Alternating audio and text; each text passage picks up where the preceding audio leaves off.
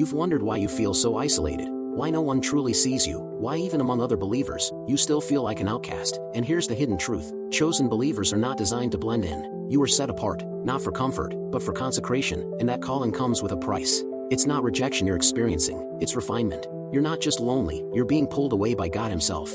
Just like Jesus withdrew to desolate places to pray, Luke 5 verse 16, your solitude is sacred, not accidental. People don't understand your burden because they weren't given your blueprint. When Joseph shared his dream, even his brothers hated him for it, his flesh and blood. Genesis 37 verse 5. That's the blueprint for the chosen, misunderstood by family, misread by friends, even mistreated by those meant to protect you. And here's the shocking part: this divine isolation is proof of your spiritual elevation.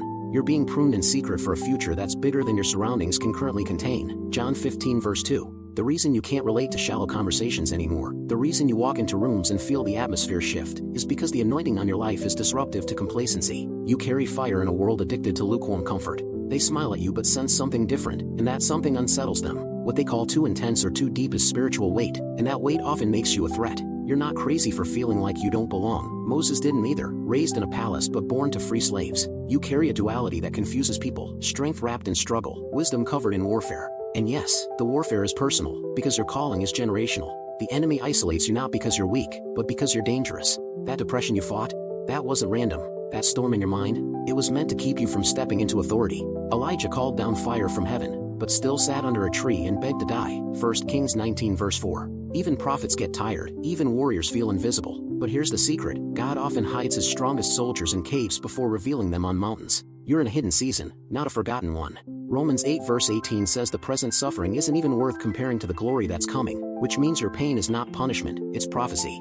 You're not misunderstood because you lack clarity. You're misunderstood because your clarity exposes what others don't want to confront. You're carrying light in a world that's more comfortable in the shadows. John 3 verse 19. That's why they distance themselves. That's why your circle keeps shrinking. That's why even your prayers feel heavy, because your assignment requires isolation before impartation. God is training your discernment in the dark so you don't get deceived in the light. The loneliness isn't just emotional, it's spiritual preparation. He's stripping away the need for validation, because where He's taking you, applause can't sustain you. You're being conditioned for covenant, not popularity. That ache in your spirit, it's the echo of destiny calling you to rise above distractions, compromise, and people-pleasing. So no, you're not crazy, you're not forgotten, you're chosen. And with that, choosing comes separation, but also saturation, because the oil only flows after the crushing. Stay hidden if you must. Stay misunderstood if you have to. But don't shrink.